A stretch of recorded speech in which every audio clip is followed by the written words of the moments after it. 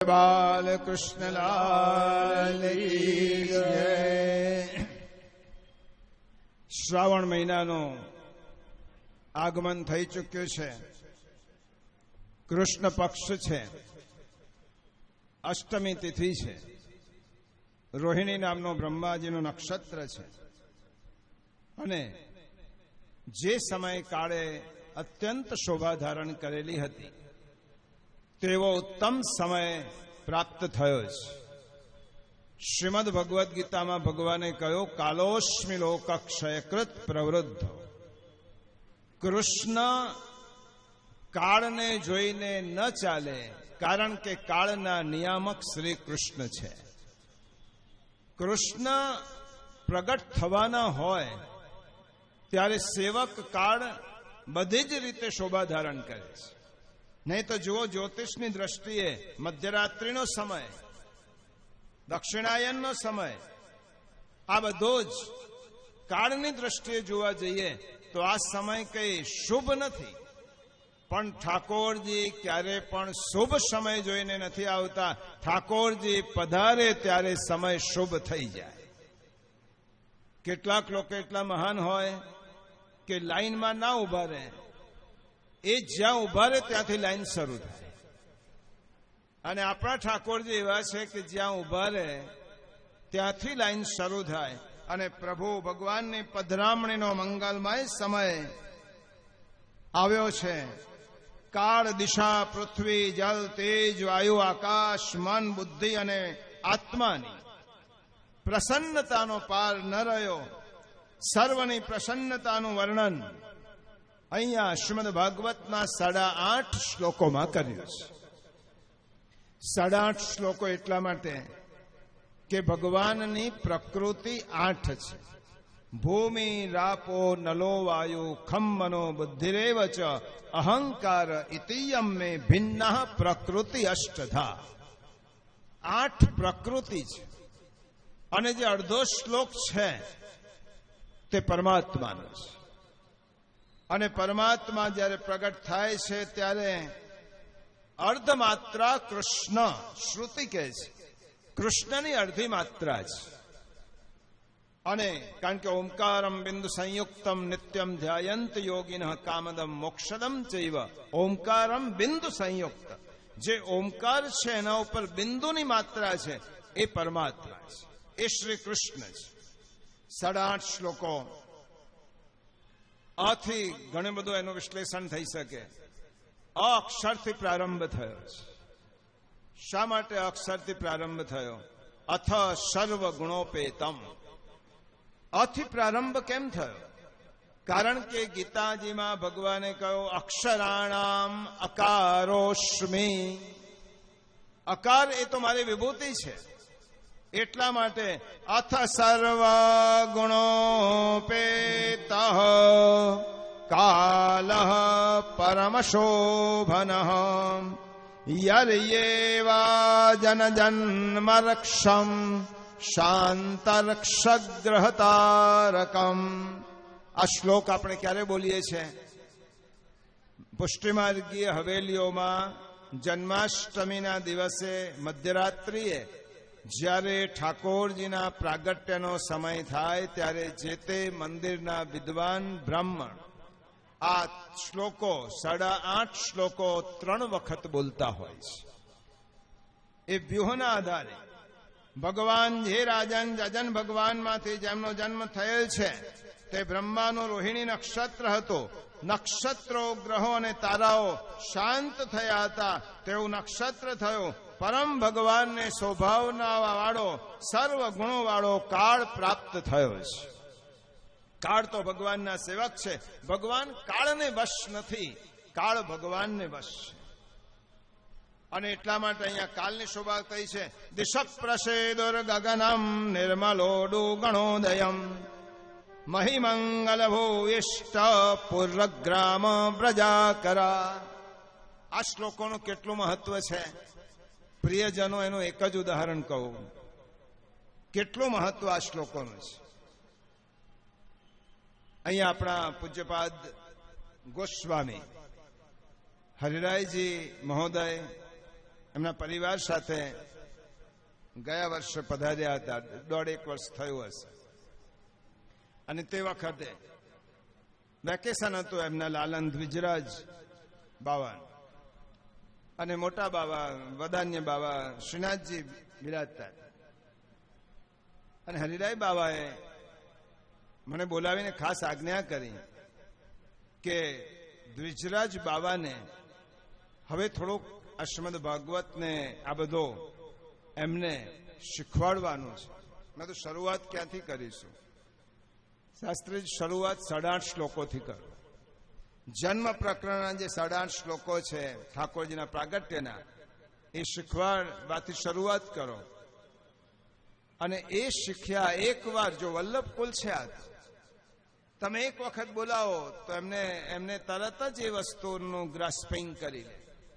અને 8.5 શ્લોકો વલ્લભ કુલ પણ આ શ્લોકોને એટલું પ્રાધાન્ય આપે છે કે જ્યારે કોઈ બાળકને વિદ્યા પ્રારંભ કરવાનો હોય ત્યારે તેનો આ પ્રારંભ આ 8.5 શ્લોકોથી થાય. કારણ કે ઠાકોરજીના પ્રાગટ્ય ઠાકોરજી ને જેવી રીતે આપણા હૃદયમાં પ્રગટ કરવાના છે, અને હૃદયમાં પ્રગટ થયેલા ઠાકોરજી એ જો પધારશે તો વિદ્યાના અધિપતિ છે, બધી જ વિદ્યાઓ ઓટોમેટિક તેમનામાં આવશે. એટલા માટે બીજું કહું, સત્સંગમાં કોઈ સભામાં ગયા હોય અને કોઈક વખત આપણને એમ હોય કે આપણે બહુ અઘરા વિષય પર બોલવાનું છે, ત્યારે 8.5 શ્લોકોનો પાઠ કરીને જજો. ઠાકોરજી સ્વયં તમારા હૃદયમાં બિરાજમાન થઈ અને તે જ તમારા દ્વારા બોલશે. આ શ્રીમદ ભાગવતના શ્લોકોનું મહત્વ છે. અનેક શ્લોકોની જુદું જુદું ફળ છે. આ દિશ પ્રસેદુર ગગનમ નિર્મલોડુ ગણોદયમ મહિમંગલ ભૂવિષ્ઠ પુરગ્રામ પ્રજાકરા. દિશાઓ પ્રસન્ન થઈ છે. કારણ કે દિક્પાલને એમ થયો દિશાઓને કે હવે અમારા સ્વામી પધારવાના છે. દેવતાઓનું સ્થાન છે દિશાઓ. પ્રાચી, ઇન્દ્ર, પ્રતિચી, વરુણ, આ બધા દેવો દિશાઓમાં વસે છે. દેવતાઓને એમ થયું છે કે અમારા સ્વામી જ્યારે ભૂતલ પર પ્રગટ થવાના છે ત્યારે પ્રસન્નતા વ્યક્ત થઈ. આકાશ નિર્મલ તારાઓના સમૂહના પ્રકાશવાન વાળું થયું છે. કારણ કે આકાશને પણ આનંદ થયો કે અમારા પ્રભુ પધારશે. ભૂમિ પણ દરેક જગ્યાએ સ્થાને સ્થાને શોભવા લાગી છે. અને નદ્ય પ્રસન્ન સલિલા રુદા જલરુહશ્રિય દ્વિજાલી કુલસન્નાદ સ્તબકા વનરાજય. અને આ બાજુ નદીઓએ સ્વચ્છ જલવાળી થઈ, જલધારાઓએ કમળની શોભા વધારી દીધી છે. વનરાજ્યો, પક્ષીઓ, ભ્રમરોના વૃંદો મધુર કલરવ કરવા લાગ્યા છે. અને આ બાજુ સમગ્ર વનરાજી શોભવા લાગી છે. નદીઓ ગંગાને કહેવા લાગી છે, તમે અમારા પિતા પર્વતને જોયા છે, તમારા પિતાના અમને દર્શન કરાવો. ગંગાજીએ સાંભળ્યું ના સાંભળ્યું કર્યું, તે જ પ્રભુ આજે પધારવાના છે. ભગવાન સમુદ્રમાં નિવાસ કરે છે. નદીઓને સમુદ્ર સસુરાલ લાગે છે. ભગવાનને જોઈ શકતી નથી, તે જોવા મળશે પ્રભુ. એટલા માટે નદીઓ પણ થંભી ગઈ છે. એનું વિશેષ વર્ણન વેણુગીતમાં આવશે. નદીઓ પ્રસન્ન થઈ અને વવૌવાયો સુખસ્પર્શ પુણ્યગંધવઃ શુચિ અગ્નયશ્ચ દ્વિજાતીનામ શાંતાશ્ચ શાંતાસ્તત્ર સમિંધતા. સુખાકારી સ્પર્શ વાળો વાયુ વાવવા લાગ્યો. પવિત્ર વાયુ વાયો છે. દ્વિજાતિઓના શાંત અગ્નિ પણ પ્રજ્વલિત થયા છે. બ્રાહ્મણોના આરાધ્ય દેવ અગ્નિ શાંત રીતે પ્રદીપ્ત થયા. બ્રાહ્મણોના મનમાં આનંદ થયો છે. અગ્નિ શા માટે પ્રજ્વલિત થયો છે, પ્રકાશિત થયો છે? આ બધાના કારણો સુબોધનજીના જન્મ પ્રકરણ પછીના જન્મ પ્રકરણમાં શ્રી મહાપ્રભુજીએ સમજાવ્યા છે. શા માટે પ્રકૃતિ આટલી બધી પ્રસન્ન થઈ છે? મનાંશ્યાસન પ્રસન્નાની સાધુનામ સુરદ્રુહામ જાયમાને જને તસ્મિન્ને દુનંદુર્ભયો દિવી. અને ઠાકોરજીના પ્રાગટ્યનો સમય થયો ત્યારે અસુરો જેનો દ્રોહ કરે છે તેવા સત્પુરુષોના મન પ્રસન્ન થયા છે. જન્મ રહિત ભગવાનનો જન્મ થતા આકાશમાં દુંદુભ્યો વાગવા લાગી છે. જગો કિન્નર ગંધર્વાસ્તુષ્ટવો સિદ્ધચારણ વિદ્યાધરાશ્ચ નનૃતોરપ્સરોભી સમમ મુદા. કિન્નરો ગંધર્વો ગાન કરવા લાગ્યા અને સિદ્ધો અને ચારણો સ્તુતિ કરવા લાગ્યા. વિદ્યાધરો અને અપ્સરાઓ આનંદથી નૃત્ય કરે છે. મમોચર મુનયો દેવા સુમનામ શ્રી મુદાન્વિતા મંદમ મંદમ જલધરા જગરજોર અનુસાગરમ. અને તે વખતે વાદળોએ મંદ મંદ વૃષ્ટિનો પ્રારંભ કર્યો છે. દેવતો આનંદ વિભોર થયા છે. આકાશમાંથી પુષ્પની વૃષ્ટિ વરસવા લાગી છે. નિશિથે તમોદભૂતે જાયમાને જનાર્દને દેવક્યામ વિષ્ણુરૂપિણ્યામ વિષ્ણુ સર્વગુહાશય આવિરાશિદ યથા પ્રાચ્યામ દિશંદોરિવ પુષ્કલ. અને તે વખતે ભગવાન જનાર્દનના પ્રાગટ્યનો સમય થયો. અંધકારથી યુક્ત થયેલી મધ્યરાત્રિ હતી. પૂર્વ દિશામાં પૂર્ણ ચંદ્રનો આવિર્ભાવ થાય તેમ વિષ્ણુ ભગવાનમાં સર્વ સ્વરૂપવાળા વિષ્ણુ રૂપિણી શ્રી દેવકીજીમાં સર્વ ગુહાઓમાં શયન કરનાર હજી આવિર્ભાવ થાય છે. દેવકીજીમાં પ્રભુનો આવિર્ભાવ થયો છે.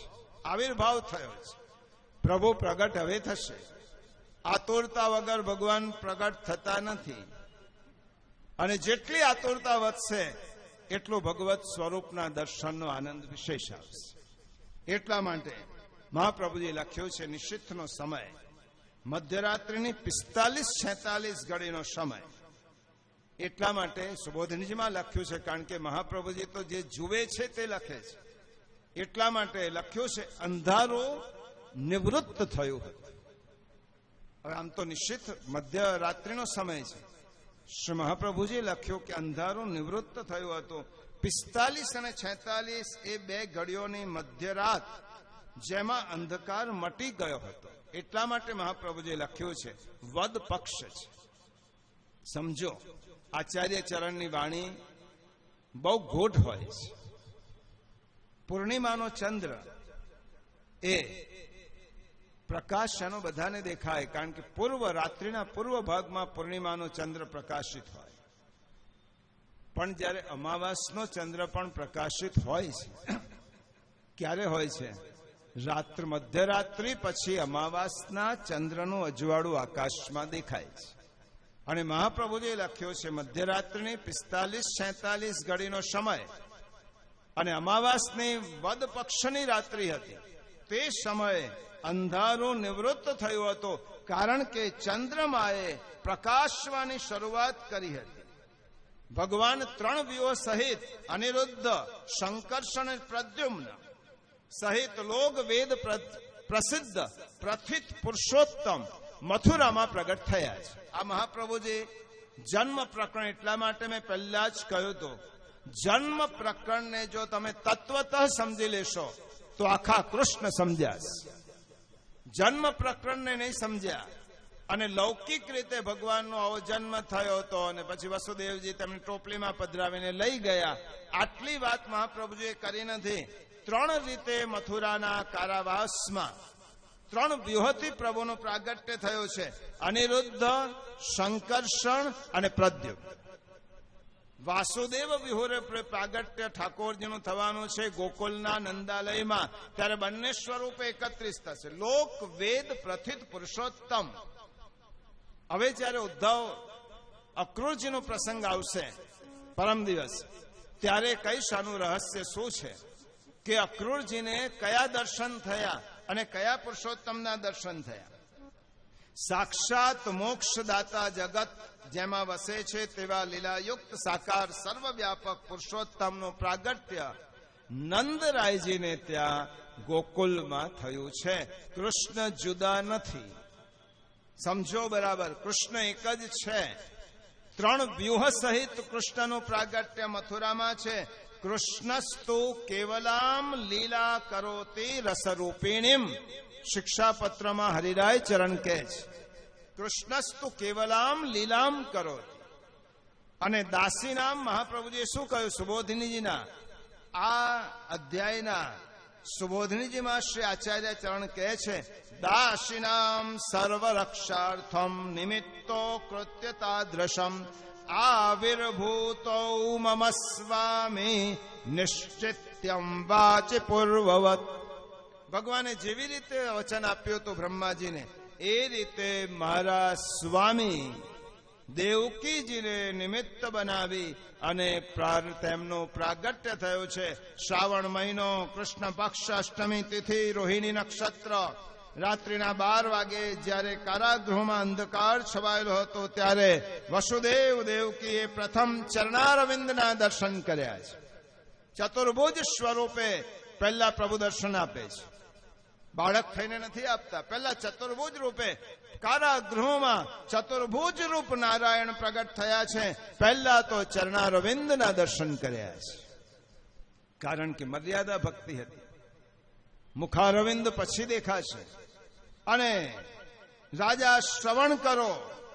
અને પરીક્ષિત રાજાને સુખદેવજી મહારાજ કહે છે કે રાજન, જે પ્રભુમાં તમારી નૈષ્ઠિકી રતિ છે, એ પ્રભુના પ્રાગટ્યના સમયે ઠાકોરજી કેવા દેખાતા હતા તેનું દર્શન હું તમને કરાવું છું.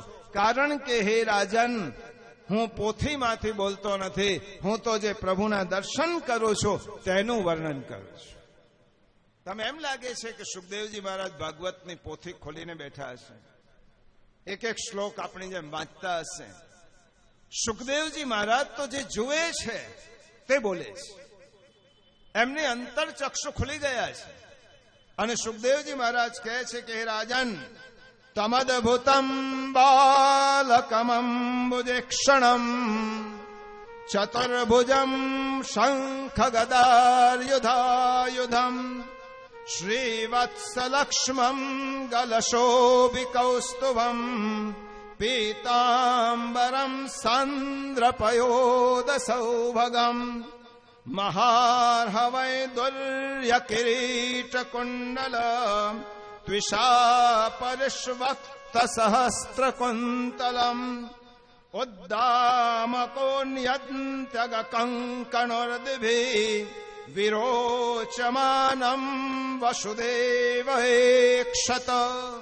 હે રાજન, અદ્ભુત બાલક, 12 વિશેષણ ઠાકોર મહાપ્રભુજીએ કયા છે. અદ્ભુત બાલક, ચતુર્ભુજ નારાયણ સ્વરૂપ, અંબુજ કમલ સમાન, ઈક્ષણ નયન વાળા, 4 ભુજાવાળા, શંખ ચક્ર ગદા પદ્મ નામના ઊંચા કરેલા આયુધો વાળા, વક્ષસ્થલ પર શ્રી વત્સનું ચિહ્ન ધારણ કર્યું છે. કંઠમાં કૌસ્તુભ મણિ શોભી રહ્યું છે. સુંદર પિતાંબર પ્રભુએ ધારણ કર્યું છે. અને જલ ભરેલા ગાઢ મેઘ સમાન શોભતા અત્યંત અણમોલ વૈડૂર્યમણી મળેલા મુકુટ અને કુંડલોના તેજથી છવાયેલા ઉત્તમ શેરવાળી મેખલા તથા બાજુબંધો અને કંકણોથી શોભતા ચતુર્ભુજ પ્રભુના વસુદેવ અને દેવકીજીએ દર્શન કર્યા છે. બોલીએ કૃષ્ણ ભગવાન કી જય. ઠાકોરજી ચતુર્ભુજ નારાયણ રૂપે દર્શન આપ્યા છે. 12 વિશેષણો શ્રી મહાપ્રભુજીએ સમજાવ્યા છે. અને આનંદ સાગર ઉમટ્યો રે. હવે આનંદનો સાગર ઉમટ્યો છે. એટલો સમય નથી, કારણ કે 6:10 કમ છે અને હજી આપણે નંદાલયમાં પહોંચવાનું છે. એટલા માટે આજે બિરેનભાઈને પણ થોડો આરામ આપું છું, કારણ કે અમારી ગાડી હજી સુપર ફાસ્ટ ચાલશે તો આપણે નંદાલયમાં જશે. 2 ટૂંક કહી દો.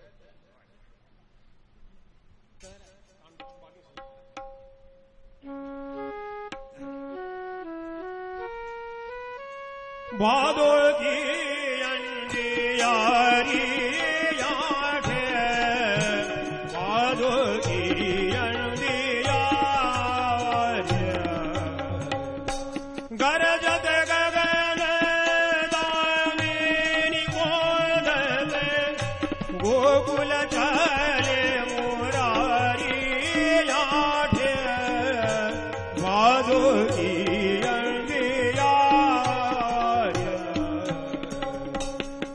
સહસ્ત્ર ફલ કુંદની ભારત શીત છત્ર શિરતાયો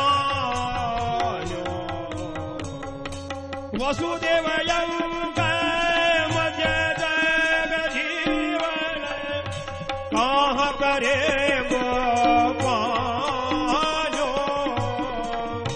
વાદો કી અંધિયારી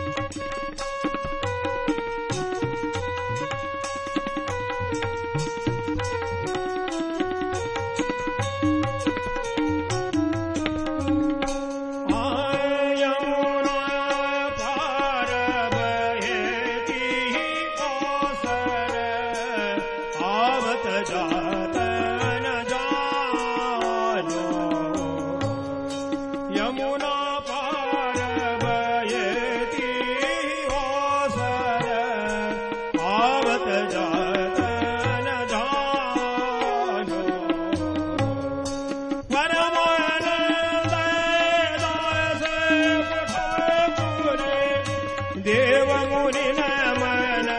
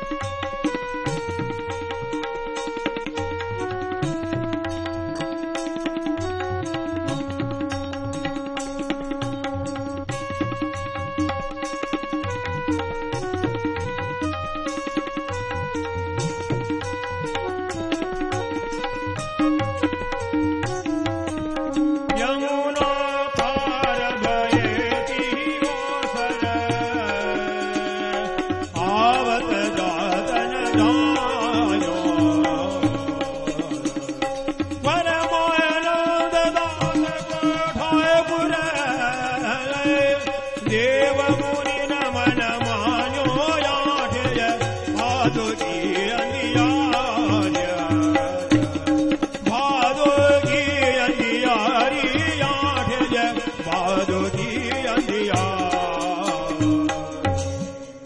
ચતુર્ભુજ નારાયણની સ્તુતિ. હજી બાળક સ્વરૂપે પ્રભુએ દર્શન નથી આપ્યા. ચતુર્ભુજ નારાયણ સ્વરૂપે પ્રગટ થયેલા વસુદેવજી પ્રભુની સ્તુતિ કરે છે બાલકૃષ્ણની. ચતુર્ભુજ નારાયણ વિદિતોષી ભવાન સાક્ષાત. એકંદરે 10 શ્લોકમાં વસુદેવજીની સ્તુતિ છે. ખોળામાં રહેલા બાળકની સ્તુતિ ના થાય. ભગવાને પોતાના સ્વરૂપનો પરિચય કરાવ્યો છે કે તમારે ત્યાં હું બાળક રૂપે આવું છું. એક મારી મનુષ્ય લીલા છે, પરંતુ મારું સ્વરૂપ સમજી લો કે હું કોણ છું. વસુદેવજી સમજી ગયા છે. પુરુષ પ્રકૃતિ પરમ, આપ પરમ પુરુષ છો. 10 શ્લોકમાં વસુદેવજીની સ્તુતિ છે, 8 શ્લોકમાં દેવકીજીની સ્તુતિ છે. અને ત્રિવિધ નામાવલીમાં ગુસાઈજી પ્રભુચરણે આ સ્તુતિને વસુદેવ નંદનાય નમઃ અને દેવકી નંદનાય નમઃ એ રૂપે આનું વર્ણન કર્યું છે. દેવકીજી સ્તુતિ કરતા કહે છે, પ્રભુ તમે આદ્ય છો. મોટા મોટા દેવો તમારી સ્તુતિ કરીને ગયા છે. હે પ્રભુ, તમારા સ્વરૂપને હું પામી ગઈ છું. અણુકાળથી શરૂ કરીને બ્રહ્માદિકાળ સુધી બધા જ આપને વશ છે. પ્રિયજનો, શ્રી મહાપ્રભુજીએ 18 શ્લોકનું ખૂબ સુંદર વિવરણ સુબોધનીજીમાં કર્યું છે. સમય આજે ઓછો છે, એટલા માટે આ શ્લોકોમાં સાક્ષાત પરબ્રહ્મ પરમાત્માના સ્વરૂપને પ્રગટ કર્યું છે. દેવકીજીએ વિનંતી કરી, પ્રભુ 4 હાથ ધારણ કરીને તમે અમને દર્શન આપશો તો અમે તમારો વાત્સલ્ય બાળક તરીકે તમને કેવી રીતે રમાડી શકીશું. એટલા માટે હે પ્રભુ, અમે વિનંતી કરીએ છીએ, તમે મને આનંદ થાય તે પ્રમાણે મારો બાળક થઈ અને મારી ગોદમાં બિરાજ. ઠાકોરજીએ કહ્યું, પહેલા તો હું તમારી વાત કરી દઉં, પછી બધી જ લીલાનું દર્શન કરાવીશ. પહેલા હે માં, હે પિતાજી, તમે પૂર્વ જન્મમાં વૃષ્ણિ અને સુતપા નામના પતિ પત્ની હતા. હજારો વર્ષ સુધી તમે બંને તપશ્ચર્યા કરી અને તપશ્ચર્યાથી હું પ્રસન્ન થયો. ત્યારે તમે મારી પાસે વરદાન માંગ્યો કે તમારા જેવો પુત્ર થાવ. ત્યારે તમે મારી પાસે એવું માંગ્યું, મારા જેવો તો હું ક્યાંથી લાવું, કારણ કે મારા જેવો તો બીજો કોઈ છે જ નહીં. અને તમે મારી પાસે એવું માંગ્યો કે મારા જેવો પુત્ર થાય. એ વરદાન હું નહીં આપી શક્યો, એટલા માટે જે ના આપી શકીએ તેને 3 વાર સાચું કરવું પડે. એટલા માટે તમારે ત્યાં હું 3 વખત પ્રગટ થયો છું. આ 3જી વખત. પહેલું વૃષ્ણિ ગર્ભ તરીકે, ત્યારે તમે વૃષ્ણિ અને સુતપા નામના પતિ પત્ની હતા. બીજી વખત તમે અદિતિ અને કશ્યપ રૂપે હતા, ત્યારે હું વામન થઈને તમારે ત્યાં પ્રગટ થયો હતો. આ જન્મમાં તમે દેવકી અને વસુદેવ છો, ત્યારે કૃષ્ણ થઈને તમારે ત્યાં આવ્યો છું. મારામાં પુત્ર ભાવ અને સ્નેહ ભાવ રાખવાથી તમારો ઉદ્ધાર થશે. પૂર્વ સર્વ વૃત્તાંત બોધક 16 આપણે મહાપ્રભુજીએ પુરુષોત્તમ સહસ્ત્ર નામમાં આ ચરિત્રનું એક નામ આપ્યું, પૂર્વ સર્વ વૃત્તાંત બોધક. દેવકી અને વસુદેવજીને પોતાના પૂર્વનું સમગ્ર વૃત્તાંત પ્રભુએ કહ્યું છે. આટલી વાત થતા 24 મિનિટની એક ઘડી પૂરી થઈ. આ પ્રમાણ માપ કોણે આપ્યું છે? આચાર્યચરણ. આટલી વાત થઈ તો 24 ઘડી પૂરી થઈ. હવે દેવકીજીને ડર લાગવા માંડ્યો, કારણ કે માં હતી. દુષ્ટ કંસ દેવકીજી વિનંતી કરે છે. અને ત્યારે સુખદેવજી પરીક્ષિત રાજાને કહે છે, રાજન શ્રવણ કરો. અનંત કોટી બ્રહ્માંડનો અધિનાયક, જેના એક એક રૂવાટામાં કોટી કોટી બ્રહ્માંડો રહેલા છે, જેના એક અંશ માત્રથી સમગ્ર બ્રહ્માંડોને ધારણ કરી રખાય છે, તે પૂર્ણ પુરુષોત્તમ પુષ્ટિ પુરુષોત્તમ પ્રભુ દેવકી માતાની આજ્ઞાથી, માતાની વિનંતીથી દેવકીજીની સામે ચતુર્ભુજ નારાયણ પ્રભુ દ્વિભુજ બની ગયા છે. બોલીએ બાલકૃષ્ણ લાલ કી જય. ગોદીમાં ખેલતો, કિલકિલાટ કરતો, મધુરો મીઠો લાગતો બાલકૃષ્ણ બની ગયો. વાકડિયા ઘુઘરાડા કેશ છે, મેઘ શ્યામ મુખારવિંદ છે, હસે છે ત્યારે ગાલમાં ખંજન પડે છે, કમળ જેવી મોટી મોટી આંખો છે, પરવાળા જેવા હોઠ છે, અને દેવકી માતા સામે ટગર ટગર બાળક જોઈ રહ્યા છે. હૃદયમાંથી વાત્સલ્યનું ઝરણું નીકળ્યું, સ્તનમાંથી દૂધની ધારાઓ વહેલા લાગી, અને દેવકી માતા લાલનને ગોદમાં પધરાવી અને પોતાનું સ્તનપાન કરાવે છે. શ્રી બાલકૃષ્ણને દેવકી માતાની ગોદમાં રમવા જઈએ. હવે આપણે મહાવન ગોકુલમાં પહોંચીએ. હવે આપણી સવારી ગોકુલ ઉપડી છે. જન્મ પ્રકરણના 3ય અધ્યાયમાં નિશિથે તમોદભૂતે જાયમાને જનાર્દન, એમાં શ્રી મહાપ્રભુજી લખ્યું છે. હવે મહાપ્રભુજીનું રહસ્ય સમજી લો. ઠાકોરજીનું પ્રાગટ્ય આપણે સર્વસામાન્ય કથામાં અને શ્રીમદ ભાગવતમાં જે રીતે અનુવાદ લખ્યો છે, એ રીતે બધા લોકો એમ સમજે છે કે ઠાકોરજીનું પ્રાગટ્ય પહેલા કારાગૃહોમાં થયું. કારાગૃહમાંથી પ્રગટ થયેલા ઠાકોરજીને પધરાવી અને વસુદેવજી નંદાલયમાં લાવ્યા. આ સાચી વાત છે, ખોટી જરા પણ નથી. પરંતુ ઠાકોરજીનું પ્રાગટ્ય 2 જગ્યાએ સમાંતર થયું છે. હવે તમને આ રહસ્ય, જન્મ પ્રકરણનું આ જ રહસ્ય સમજવાનું છે. 2 જગ્યાએ થયું છે. એનું પ્રમાણ શ્રી મહાપ્રભુજી આપ્યું છે. પુરુષોત્તમસ્તો નંદ ગૃહે એવ માયયા સહજાત. શ્રી મહાપ્રભુજીએ શું કહ્યું? મથુરા અને ગોકુલમાં ગુડાભી સંધિને આચાર્ય શ્રી સમજાવે છે. પુરુષોત્તમસ્તુ નંદ ગૃહે એવ માયયા સહજાત. પુરુષોત્તમનું પ્રાગટ્ય નંદાલયમાં યશોદાજીની કુખે માયા સહિત થયું છે. શા માટે? કારણ કે એકવાર માયાનો જન્મ થાય નંદરાણીની કુખેથી અને માયા એક વખત સ્તનપાન કરી લે તો અમારા ઠાકોરજી ક્યારે પણ કોઈનું જૂઠું અધરામૃત લેતા નથી, જૂઠણ લેતા નથી. પહેલું સ્તનપાન યશોદાજીની સ્તનનું ઠાકોરજીએ કર્યું છે. કારણ કે માયાનું કરેલું સ્તનપાન ઠાકોરજી ન કરે. અને જો દેવકીજીને ત્યાં પણ પહેલું સ્તનપાન ઠાકોરજીએ કર્યું, પછી માયા આવવાની છે. પહેલું એટલે પુરુષોત્તમસ્તુ નંદગૃહે માયયા સહજાત. અન્યથા દેવકી જઠરભૂ ઇતિવત. અને દેવકીજીના કોખમાંથી અને યશોદાજીને ત્યાં કહ્યું કે તવ સુત, હું તમારો બાળક છું. એમ શા માટે કહ્યું? આ એક પ્રમાણ. બીજું પ્રમાણ શ્રી મહાપ્રભુજી આપ્યું. 5મા અધ્યાયમાં જયારે સુખદેવજી નંદમોત્સવની કથા કરે છે ત્યારે પહેલું શું બોલે છે?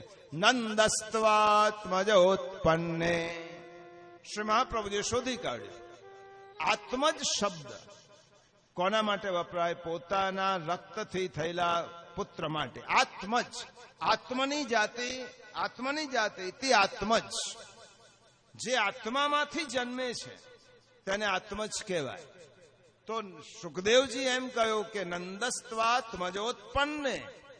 તો નંદાલયમાં નંદ બાવાને ત્યાં આત્મજ થયું છે, એનો અર્થ ઠાકોરજીનું પ્રાગટ્ય ત્યાં પણ થયું છે. આ બીજું પ્રમાણ. ત્રીજું પ્રમાણ, જ્યારે પુત્રીને લઈને આવશે કારાગૃહોમાં અને કારાગૃહોમાં પુત્રીને મારશે કંસ અને તેને પછાડશે, ત્યારે અષ્ટભુજા દેવી નું રૂપ ધારણ કરી અને આ દેવી શું કહેશે? મૂર્ખ, મને મારવાથી તને શું મળવાનું છે? તારો મારનારો તો અન્યત્ર જન્મી ચૂક્યો છે. શું કહ્યું? ગયો છે એમ નહીં, તારો મારનારો અન્યત્ર જન્મી ચૂક્યો છે. તો હવે પ્રશ્ન થશે, વસુદેવજી જે બાળકને લઈ ગયા અને નંદ બાવાને ત્યાં જે પુરુષોત્તમનો પ્રાગટ્ય થયો તો 2 હતા. તો મહાપ્રભુજીએ લખ્યું છે 2 હતા ત્યારે જેવો નંદાલયમાં પ્રવેશ કર્યો અને બાળકને પધરાવ્યો ત્યાં 2 સ્વરૂપમાં ઠાકોરજીએ 4 વ્યૂહ સ્વરૂપ વાસુદેવ વ્યૂહનું સ્વરૂપ ઉમેરી અને ઠાકોરજી એક થયા છે. વિશેષ તો અક્રૂરના પ્રસંગમાં આની વાત કરીશું. એટલા માટે આટલું રહસ્ય સમજી લો. પ્રભુને લઈને વસુદેવજી જાય છે મહાવનમાં. ગોકુલ ગામ હજી નીકળવાની શરૂઆત હવે કરવાના છે. આ બાજુ મહાવનમાં ગોકુલ ગામ, નંદ બાવાનું મોટું નંદાલય, નંદાલયમાં વ્રજવાસીઓની આવન જાવન થાય છે. યશોદાજી અને નંદ બાબા વૃદ્ધ થયા છે. 84 વર્ષની ઉંમર યશોદાજીની છે અને 89 વર્ષની ઉંમર નંદ બાવાની છે. પરંતુ તે વખતે માણસના આયુષ્યની મર્યાદા 1000 વર્ષ હતી. એટલા માટે આ ઉંમર કંઈ વધારે ના કહેવાય. વ્રજમંડળમાં આનંદ છે, એક ખોટ છે, વ્રજવાસીઓને એક ચિંતા છે. અમારે ત્યાં 10 બાળકો છે. અમારી યશોદા મૈયાની કોખે હજી એક પણ બાળક થયો નથી. માની ગોદ સૂની છે. યશોદાજીને બધા જ વ્રજવાસીઓ આશીર્વાદ આપે છે, હે મૈયા, અમે યમુનાજીને પ્રાર્થના કરીશું કે તમારી કોખ ભરાય. વ્રજવાસીઓ વિચાર કરે છે, અમે શું કરીએ? નંદ અને યશોદાજીને ત્યાં બાળકનું અવતરણ થાય, એટલા માટે અમે શું કરીએ? હવે આ પ્રસંગ ટૂંકો પ્રસંગ છે, શ્રીમદ ભાગવતમાં નથી. ગોપાલ ચંપુ નામના વ્રજ ભાષાના એક સાહિત્યમાં છે. કારણ કે કૃષ્ણના ચરિત્રનું વર્ણન તો, લીલાનું વર્ણન તો અનેક ભાષાઓમાં વ્રજ ભાષામાં વિશેષ રૂપે થયું છે. સંસ્કૃતમાં અને વિષ્ણુ પુરાણ, પદ્મ પુરાણ, ભાગવત, આ બધામાં કૃષ્ણ ભગવાનની લીલાનું વર્ણન કર્યું છે. એમાં ગોપાલ ચંપુ નામનું એક ગ્રંથ છે. એમાં લખ્યું છે શ્યામ સુંદરના પ્રાગટ્ય પહેલા વ્રજમંડળમાં બલરામજીનું પ્રાગટ્ય થઈ ચૂક્યું છે. વ્રજમાં પ્રાગટ્ય થયા પછી બે જણે આંખો ખોલી નથી. એક તો રાધાજી અને બીજા બલરામજી. બલરામજીની આંખો બંધ છે, જન્મ થયો છે. હવે છોકરો જન્મ્યો હોય, આંખો ન ખોલતો હોય, રોહિણી માતાની ચિંતા થઈ, મારો લાલન આંખો કેમ નથી ખોલતો. અને તે વખતે બધા જ વ્રજવાસીઓ યશોદાજીને લઈને, રોહિણીજીને લઈને પૂર્ણામાસી પાસે આવે. પૂર્ણામાસી એટલે કોણ? વ્રજની યોગીની. યોગીની સ્ત્રી જેને ત્રિકાળ જ્ઞાન હતું, એ પૂર્ણામાસી શાંડિલ્ય ઋષિના ધર્મપત્ની. એ પૂર્ણામાસી પાસે આવ્યા. પૂર્ણામાસી ધ્યાનસ્થ થયા. પૂછ્યું, માં, હજી રોહિણીનો લાલ પોતાની આંખો કેમ નથી ખોલતો? આ પ્રશ્ન પૂછ્યો. પૂર્ણામાસીએ પોતાની બંને આંખો બંધ કરી અને ભવિષ્યનું દર્શન કર્યું છે. રોમ રોમ ગદગદિત થાય એવા કંઠે સૌથી પ્રથમ વખત વ્રજભૂમિમાં પૂર્ણામાસીના મુખમાંથી એક શબ્દ નીકળ્યો છે, શ્રી કૃષ્ણ શરણમ મમ. પહેલો શબ્દ. પૂર્ણામાસીએ દાઉ મહારાજને ગોદમાં લીધા છે. યમુનાજી તરફ દ્રષ્ટિ કરી છે. સ્વપ્ન જોતા હોય તેમ પૂર્ણામાસી બોલવા લાગ્યા, આનંદ મનાવો, મંગલ મનાવો, હે મધુમંગલ, મિશ્રી ભોગ લાવો, મિશ્રી લાવો, બધાને મિશ્રી બાટો. બધાએ પૂછ્યું કે મૈયા શેની મિશ્રી બાટો છો? કઈ ખુશાલીનો પ્રસંગ? પૂર્ણામાસી કહેવા લાગ્યા, યશોદા મૈયાનો હાથ પકડી લીધો છે. યશોદા મૈયાને નેત્રો સાથે નેત્રો મિલાવ્યા છે. મૈયા, હું એક સુંદર દ્રશ્ય જોઈ રહી છું. આ રોહિણીનો લાલ આજે આંખો નહીં ખોલે.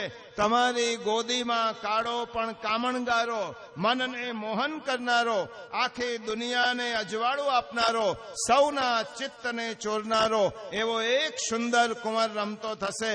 તેનું દર્શન કરવા માટે પ્રથમ વખત આ રોહિણીનો લાલ આંખો ખોલશે. હવે આ કોણે આનંદ ન આપે? યશોદા મૈયાની ગોદ હજી સૂની છે, હજી બાળક અવતરવાનો છે એવા કોઈ સંકેત નથી. અને તે વખતે પૂર્ણામાસી હાથ પકડીને કહે છે, યશોદા મૈયા, તારી ગોદમાં એક આવો લાલનનો પ્રાગટ્ય થવાનું છે. યશોદા મૈયા રોમાંચિત થયા. દેવી, તમે સાચું બોલો છો કે મને આનંદ આપવા માટે કહો છો? યશોદા મૈયાને પૂર્ણામાસી કહેવા લાગ્યા, માં, હું જે જોઉં છું તે બોલું છું. હું ભવિષ્યનું દર્શન કરી રહી છું. બધા જ એક સાથે શ્રી કૃષ્ણ શરણમ મમનો જપ કરવા લાગ્યા. પૂર્ણામાસીએ વ્રજવાસીઓને આજ્ઞા કરી છે, યશોદા મૈયાની ગોદ જ્યાં સુધી ન ભરાય ત્યાં સુધી બધાએ એકાદશીનું વ્રત કરવાનું છે. કૃષ્ણનું પ્રાગટ્ય કોઈ પણ પ્રકારનો જો વિક્ષેપ પ્રતિબંધ હોય તે દૂર થાય પછી જ ઠાકોરજી પધારે છે. 11ના ઉપવાસ કરો, તમારા બધા જ અપરાધો ને નિવૃત્ત કરો. અને બધા જ વ્રજવાસીઓ એકાદશીનું વ્રત કરવા લાગ્યા છે. આ બાજુ નંદ બાવા આવ્યા. નંદ બાવા આંગણામાં પ્રવેશ કરે છે અને ત્રિકાળદર્શી ભૂદેવો નંદ બાવાની પ્રદક્ષિણા કરે છે. નંદ બાવા કે, હું વૈશ્ય છું, તમે તો આટલા મોટા વિદ્વાન ત્રિકાળદર્શી ઋષિઓ છો, મારી પરિક્રમા કરો છો. બાબા, તમે તો જગત પિતાના પિતા થવાના છો. નંદ બાવાને આનંદ થયો, આશ્ચર્ય થયો. ચારે બાજુ આશીર્વાદ મળે છે. એક પ્રસંગ એવો બન્યો, એક ગોપિકા પોતાના એક દીકરાને લઈને 11નો ઉપવાસ કરીને દ્વાદશીના દિવસે યમુનાજીમાં સ્નાન કરવા આવી હતી. યશોદા મૈયા સાથે સ્નાન કરતી હતી. પોતાના બાળકને હાથમાં લીધો છે. યમુના મૈયાને વિનંતી કરી છે, હે યમુના મૈયા, મારી ઘેર તો 8 બાળકો છે, મારી યશોદા મૈયાને ત્યાં એક પણ બાળક નથી. મારો છેલ્લો આવેલો બાળક હું તમારા પ્રવાહમાં તણાતો કરું છું. એના બદલામાં મારી યશોદા મૈયાની કુખ ભરજો. યશોદા મૈયાની આંખમાં અશ્રુપાયા. ગોપી, તારા બાળકને તું યમુનાના પ્રવાહમાં વેબડાવા તૈયાર થઈ છે, બાળકને લઈ લે. એટલા માટે યશોદા મૈયા કહે છે કે આ કૃષ્ણ મારો એકલીનો નથી, આપના બધાનો છે. અને આ બાજુ યશોદાજીએ નંદ બાબાને બીજા દિવસે કહ્યું, મારી અંદર કોઈ પ્રવિષ્ટ થઈ રહ્યું છે એવું લાગે છે. નંદ બાબા કહેવા લાગ્યા કે મને પણ ગઈકાલે હું જ્યારે ખીરકમાં ગયો, ગૌશાળામાં ગયો, ત્યારે પીળું જબલું પહેરીને મોર મુગટ ધારણ કર્યા છે અને ઘૂંટણિયા તાણતો એક બાળક મારી પાસે આવ્યો, મારા પિતાંબરનો છેડો પકડ્યો, બાબા બાબા હું તમારી ગાયોની સેવા કરવા માટે આવ્યો છું. મેં લાલનના દર્શન કર્યા. નંદજીને આવો અનુભવ થવા લાગ્યો. ગોપિકાઓનું ટોળું આવ્યું છે. મૈયા મૈયા અમને તો એટલો સુંદર સ્વપ્ન આવ્યો કે કોઈ સુંદર બાળક અમારે આંગણામાં આવ્યો છે અને અમને કહે છે, અરે ગોપી મેરો માખણ લાવ, મારા માટે માખણ સિદ્ધ કર્યું હોય તો માખણ લાવ. આટલા સુંદર બાળકના દર્શન થયા. આમ આખા વ્રજમાં શ્યામ સુંદરના પ્રગટ થતા પહેલા તેમનું વાતાવરણ માધુરી અનુભવવા લાગ્યા છે બધા જ લોકો.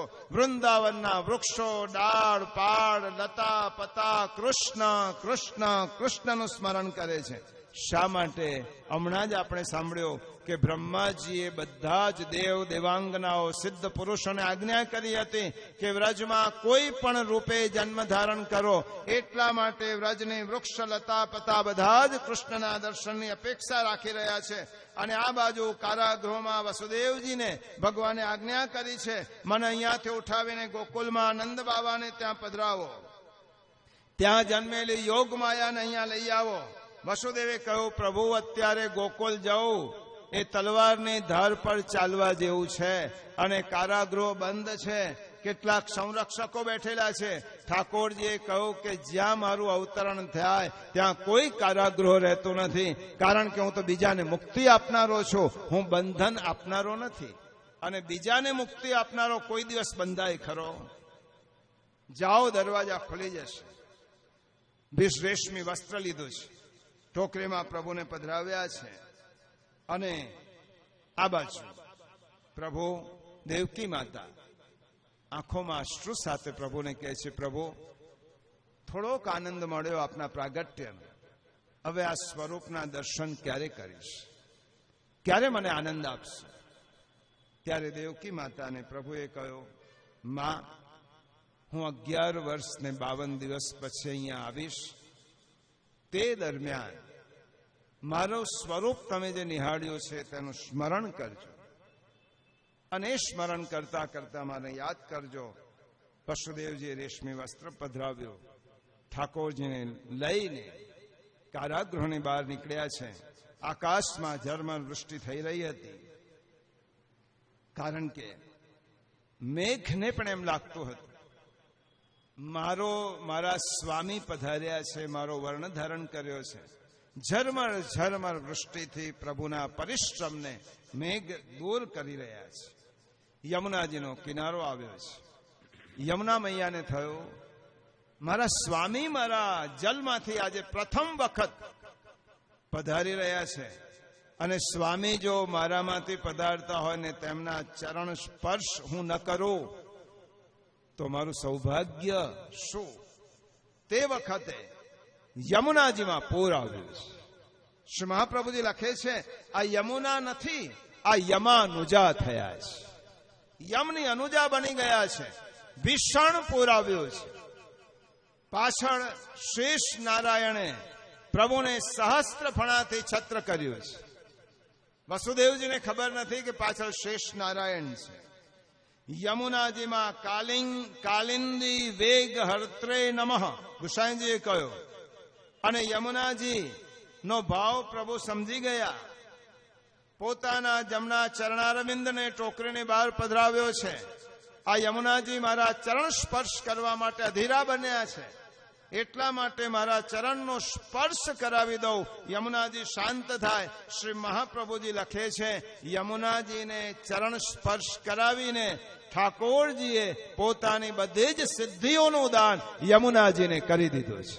કારણ કે હવે હું મારા ઘરમાં જઉં છું, મારે વ્રજમાં શું કામ છે? સિદ્ધિઓ, સર્વ સિદ્ધિનું દાન યમુનાજીને કર્યું.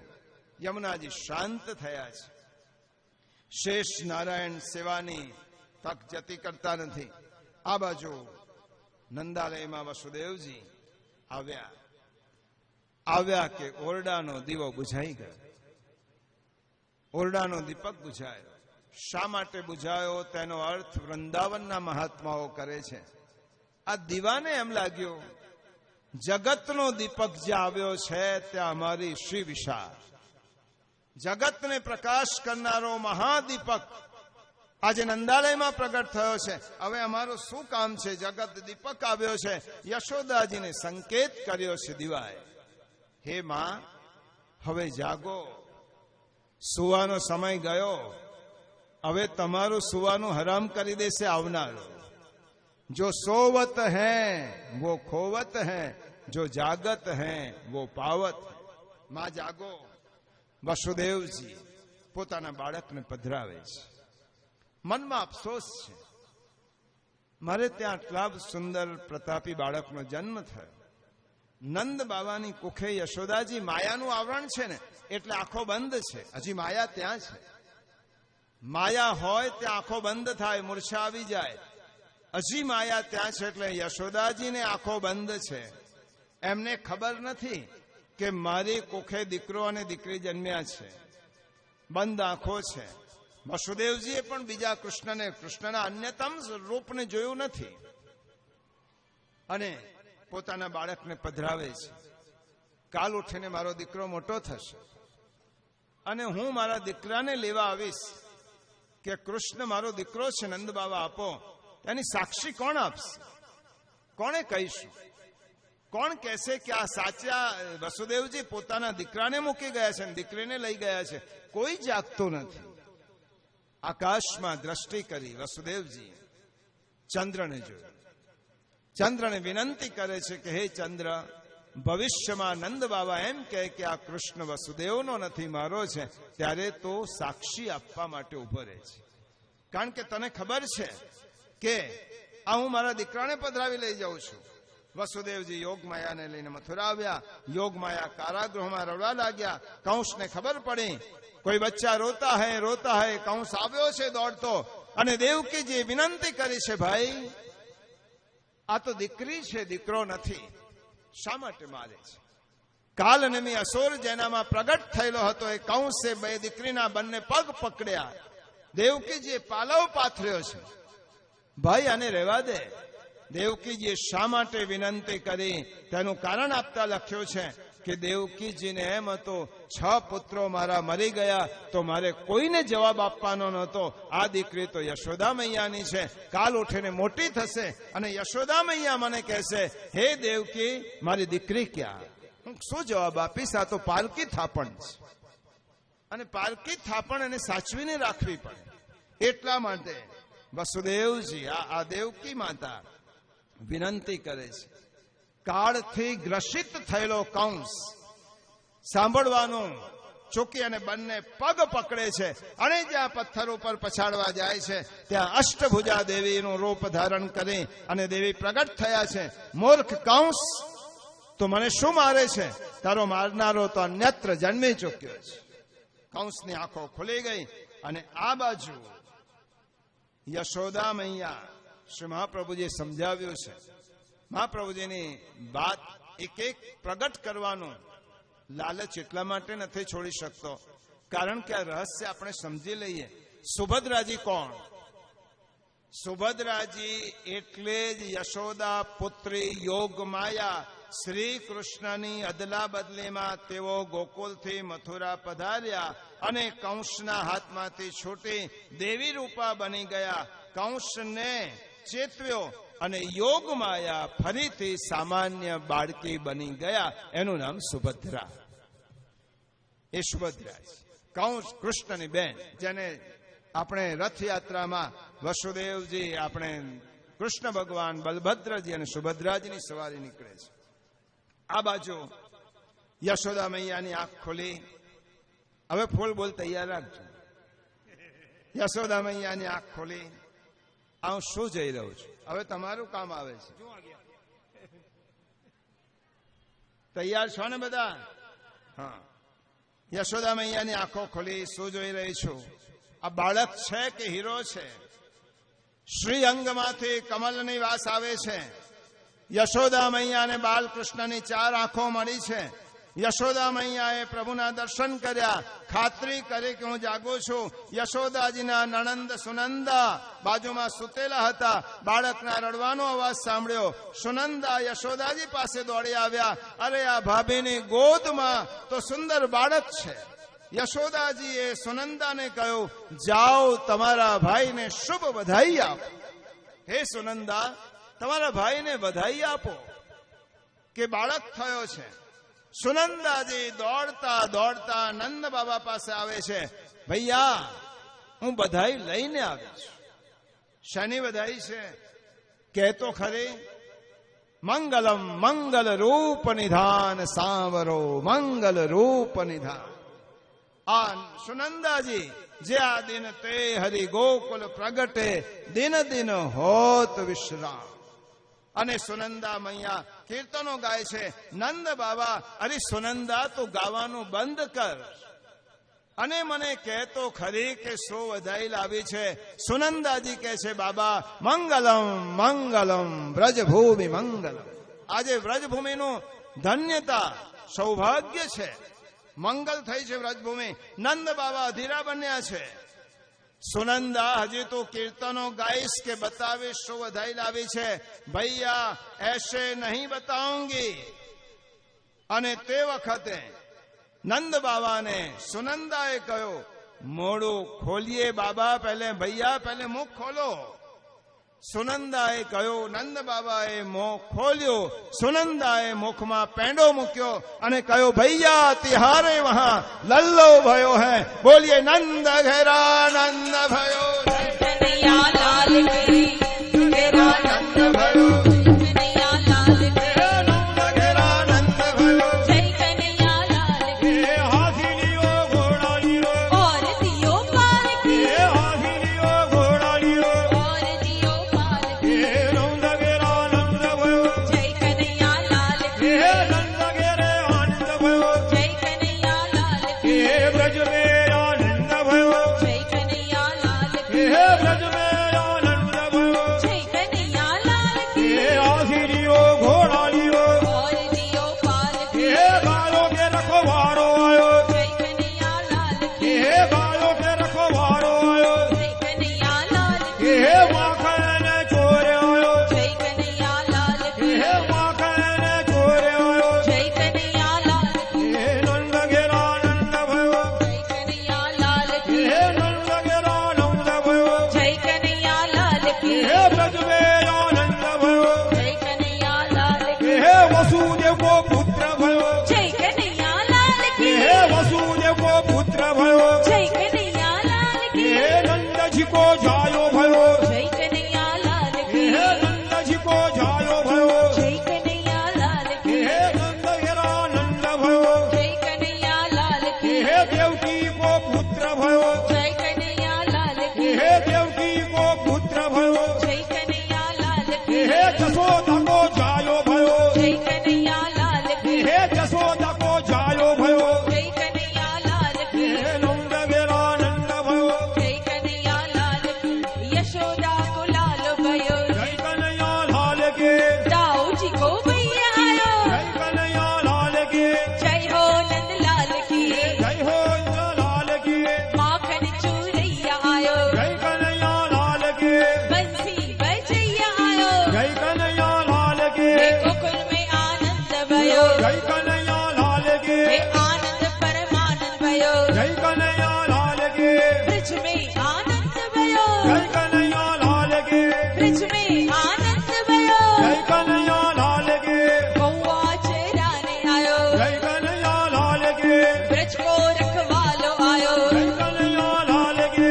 ब्रज को रखवालो आयो जय कन्हैया लाल के. हे आनंद उमंग भयो जय कन्हैया लाल के. नंद घेरानंद भयो जय कन्हैया लाल के. रास को रचैया आयो जय कन्हैया लाल के. गोपिन को प्यारो भयो जय कन्हैया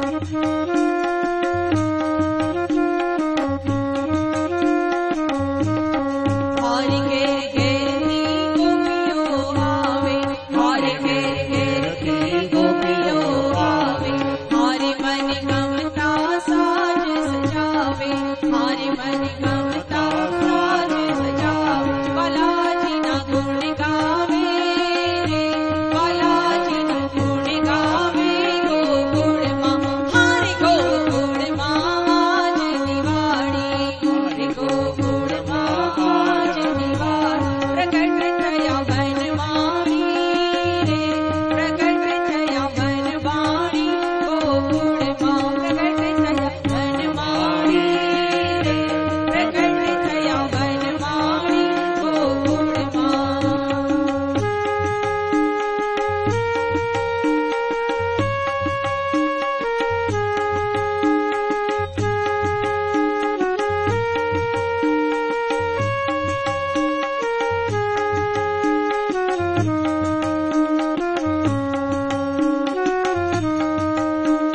હરે નાચે ને કૂદે ગોવાળો હારે નાચે ને કૂદે ગોવાળો હારે ને હૈયે હરખ ના મારે હારે ને હૈયે હરખ ના મા નિરખવાને નંદલાલ રે નિરખવાને નંદલાલ ગોકુળમાં હારે ગોકુળમાં આજ દિવાળી હરે ગોકુળમાં આજ દિવાળી પ્રગટ થયા વનમાળી રે પ્રગટ થયા વનમાળી ગોકુળમાં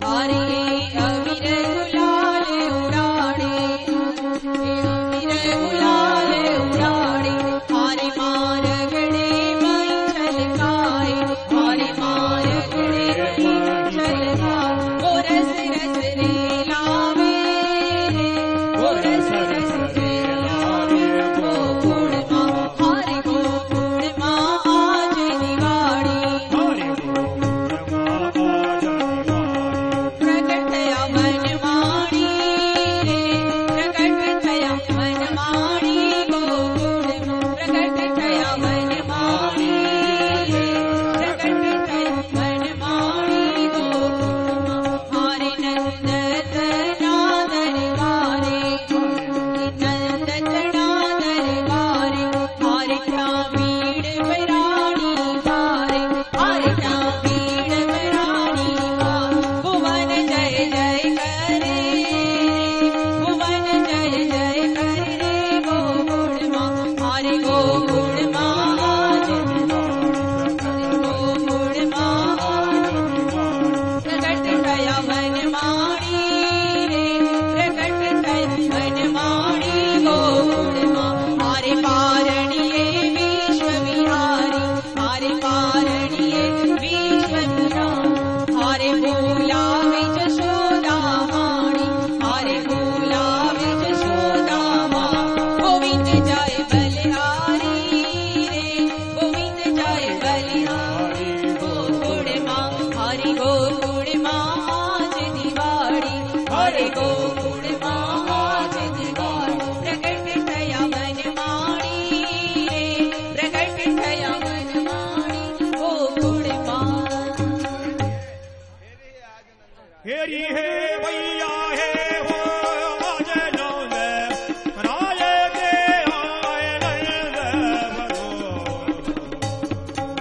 नाचे दे गोपी करे दे बुला हले मंगल चारे खलो आज नंद राय के आनंद भगो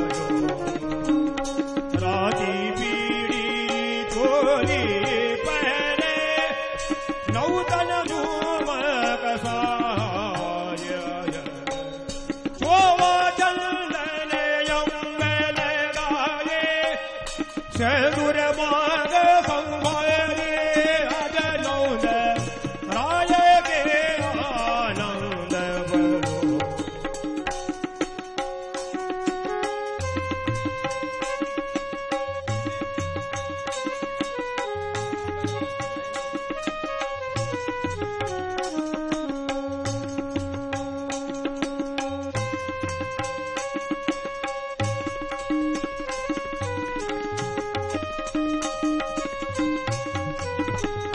નંદ ઘેરો નંદ ભયો જય કનૈયા લાલ કી હે નંદ ઘેરો નંદ ભયો જય કનૈયા લાલ કી બધા ઉભા થઈને નાચો જય કનૈયા લાલ કી હાથી ઘોડા પાલકી જય કનૈયા લાલ યશોદા કો લાલો ગયો જય કનૈયા લાલ કી માખન ચૂરૈયા આયો જય કનૈયા લાલ કે માખન ચૂરૈયા આયો જય કનૈયા લાલ કે દાઉજી કો ભૈયા આયો જય કનૈયા લાલ કે જય હો નંદલાલ કી જય કનૈયા લાલ કે માખન ચૂરૈયા આયો જય કનૈયા લાલ કે બંસી બજૈયા આયો જય કનૈયા લાલ કે ગોકુલ में आनंद भयो જય કનૈયા લાલ કે ब्रज में आनंद भयो જય કનૈયા લાલ કે हे ब्रज में आनंद भयो જય કનૈયા લાલ કે ब्रज को रखवालो आयो જય કનૈયા લાલ કે आनंद उमंग भयो જય કનૈયા લાલ કે रास को रचैया आयो જય કનૈયા લાલ કે गोपिन को प्यारो भयो જય कन्हैया लाल के गोकुल में आनंद भयो जय कन्हैया लाल के हाथी घोड़ा पालकी जय कन्हैया लाल के हाथी घोड़ा पालकी जय कन्हैया लाल के हाथी घोड़ा पालकी जय कन्हैया लाल के यशोदा को लालो भयो जय कन्हैया लाल के दाऊजी को भैया आयो जय कन्हैया लाल के जय हो नंद लाल की जय कन्हैया लाल के जय हो यश लाल की जय कन्हैया लाल के यशोदा के लाल की जय कन्हैया लाल के गोकुल में आनंद भयो जय कन्हैया लाल के बंसी बजैया आयो जय कन्हैया लाल के रास को रचैया आयो जय कन्हैया लाल के रास को रचैया आयो जय कन्हैया लाल के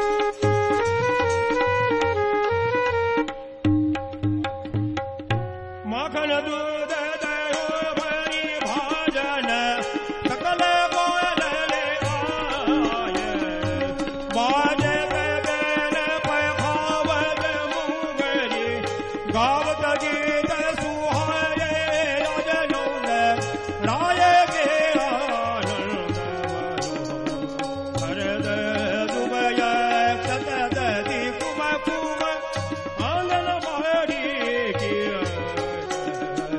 हसत परस्पर प्रेम मुदित मन लागे लग पूज बीज अजनौन राय के आनंद बलो जय हो वेद ध्वनि कर मोह मुनि पंच सदम ढोल परमानंद बढ़ो गोकुल में आनंद हृदय कलोल आनंद राय के आनंद बढ़ो हे हे भैया हे आनंद राय के आनंद बढ़ो कृष्ण कन्हैया लाल की શું કરવું છે આખા કથા છે આરતી અને ગરબા કઈ ગાવા છે એટલે બધા તો પછી ગાઓ પણ આનંદ આવે તો પછી લો એક ગરબા લો બહુ આનંદની વાત છે તમે હજી જેટલો આનંદ લો એટલો વધારો લો જયમીનીબેન જયમીનીબેન ગરબા લો નચાવો થોડું બધા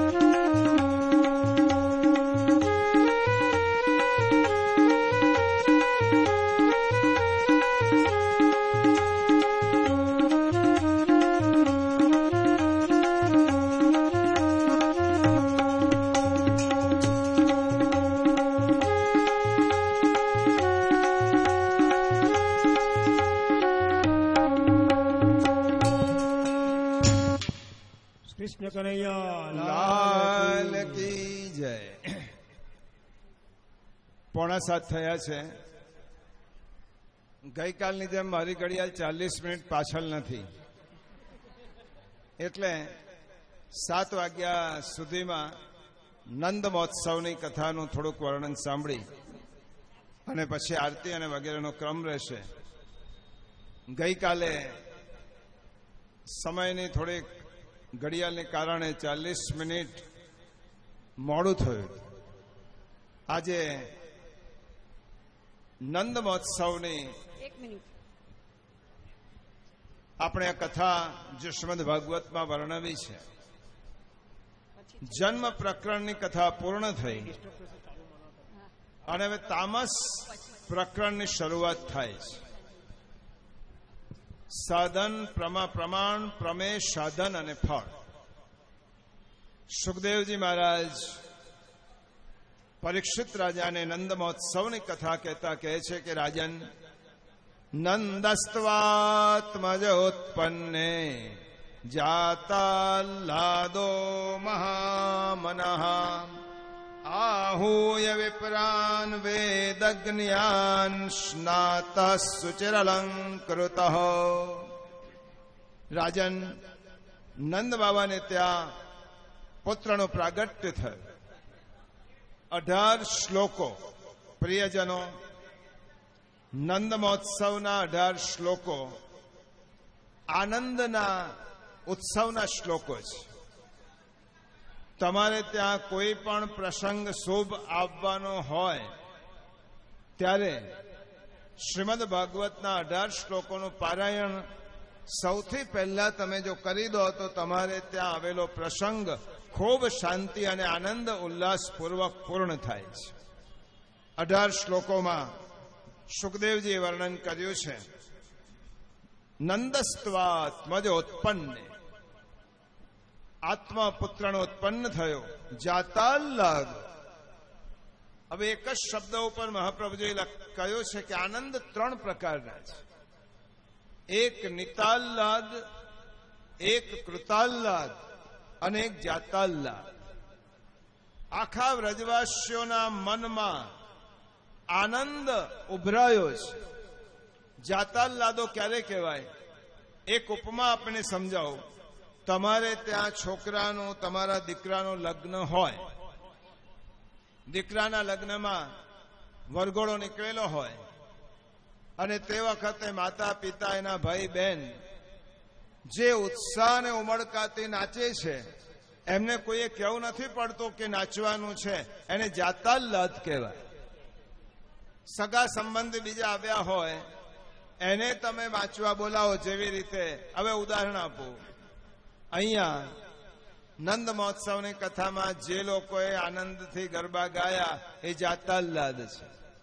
જેમને હાથ પકડીને બોલાવવામાં આવ્યા એ નિતાલ્લાદ છે. અને વરઘોડામાં વાજાવાળો ને બેન્ડવાળો પૈસા જોઈને નાચે એ કૃતાલ્લાદ છે. એ કૃત્રિમ આનંદ છે. જાતાલ્લાદો મહામનઃ, નંદ બાબા મોટા મનવાળા થયા છે. આહોય વિપ્રાન વેદજ્ઞા, વેદના જ્ઞાતા બ્રાહ્મણોને બોલાવ્યા અને બ્રાહ્મણોને જુદા જુદા પ્રશ્નાતઃ સુચિર અલંકૃત, તે વખતે નૈમિત્તિક સ્નાન, પાર્વણિક સ્નાન કર્યું છે. સ્વસ્તિ વાચન બ્રાહ્મણો પાસે કરાવ્યું છે. પુત્રના જાત કર્મ સંસ્કાર કરાવ્યા છે.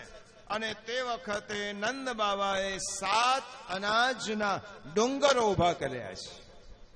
7 પ્રકારનું ધાન્ય, એના મોટા મોટા ડુંગરો ખડા કર્યા. એની અંદર બધો જ હીરા જવેરાત અંદર મૂકી રાખ્યા. જેને લૂંટવું હોય તેને લૂંટવાની છૂટ આપી. એક વસ્તુ સમજી લઈએ, નંદ મહોત્સવમાં પ્રસાદ વહેંચાતો નથી, પ્રસાદ લૂંટાવાય છે. હવે તમને એમ થશે લૂંટાવાય કેમ? પ્રસાદને લૂંટાવાનો શા માટે હોય? એના 2 કારણ છે.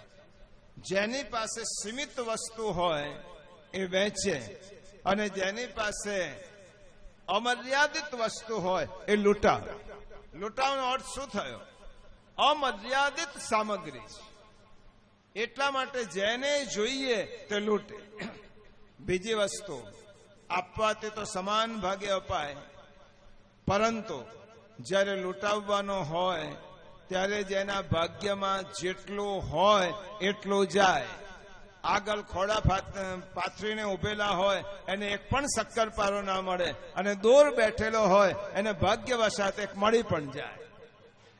અધિકાર પ્રમાણે જે વસ્તુ મળવાની છે એ વેચવાની ના હોય, એ લૂંટાવાની. નંદ બાબાએ પ્રસાદ નંદ મહોત્સવમાં સામગ્રી લૂંટાવી છે. અમર્યાદિત સામગ્રી, અમર્યાદિત સમૃદ્ધિ છે. આ નંદ મહોત્સવના દર્શન આ યુગમાં શ્રી મહાપ્રભુજીએ બંને ભગવદીઓને કરાવ્યા છે. એક તો સુરદાસજીને અને એક પરમાનંદાસજી.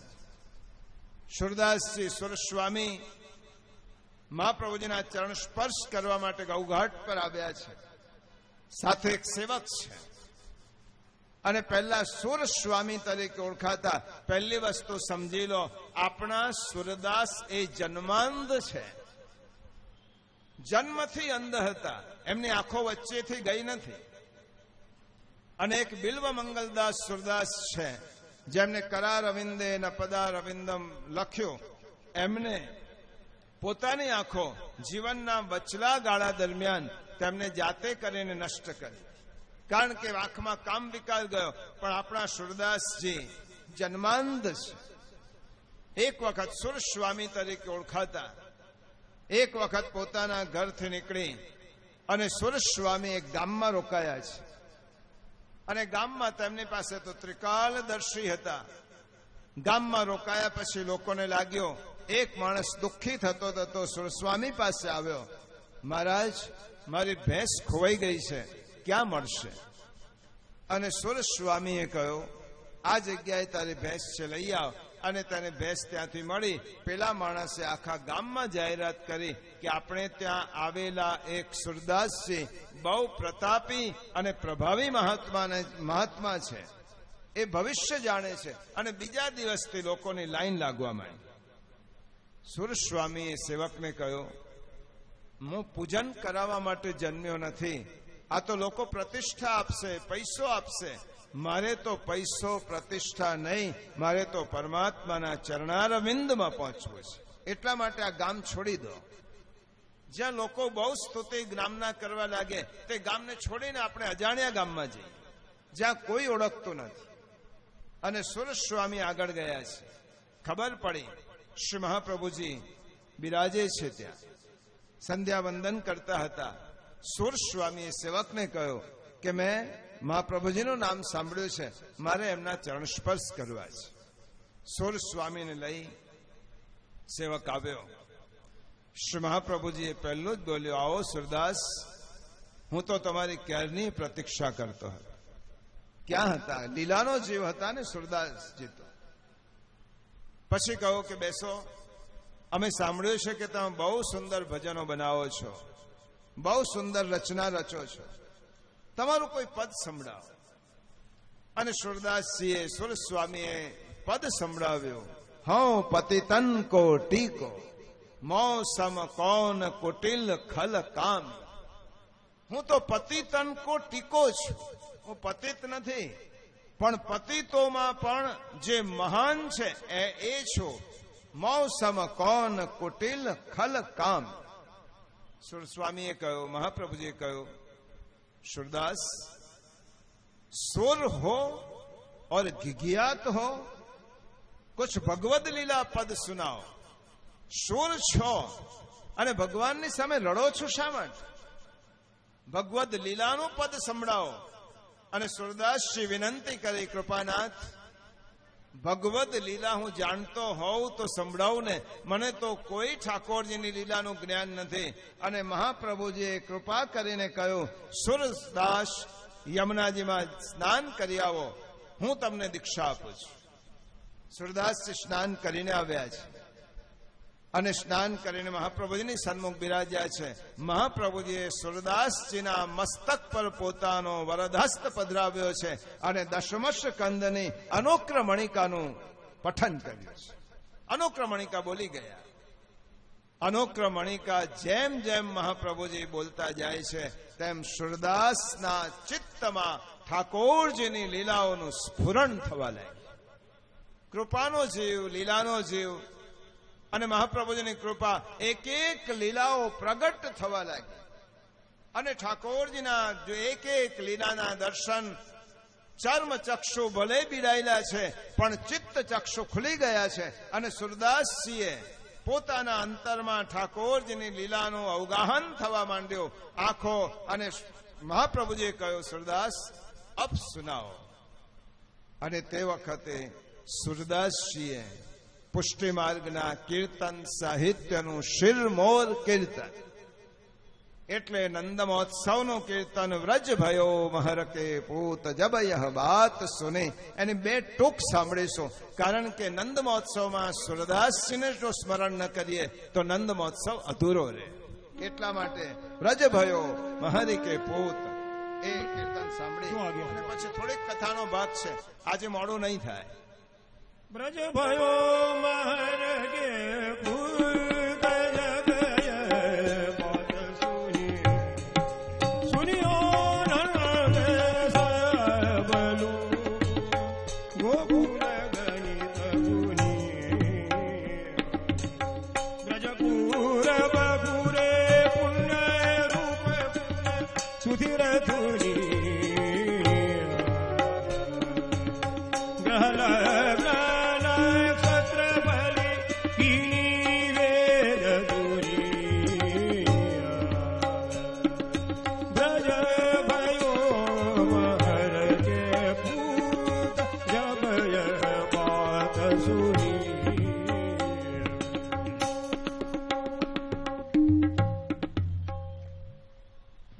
સુરદાસજીએ ખૂબ મોટો પદ ગાયો અને એક એક વર્ણન સુરદાસજી એવી રીતે કરતા જાય છે જાણે અલૌકિક નેત્રોથી એ લીલાનું દર્શન કરે છે.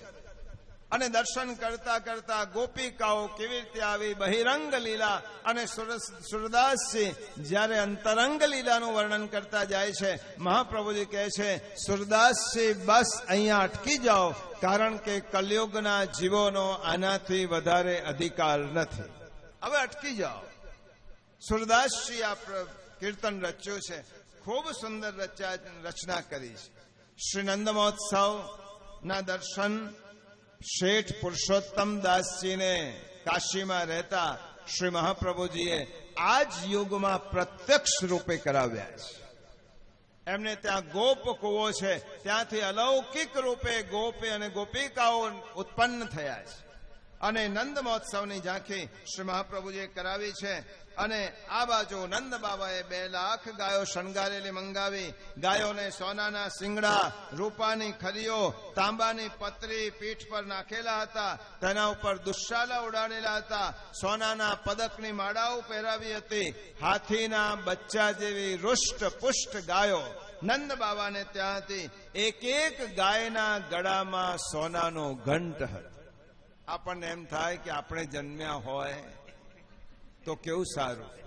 પ્રિયજનો, શ્રી મહાપ્રભુજીના વંશજોની વાણી કહું, એમના મુખારવિંદમાંથી નીકળેલા વચનામૃત કહું.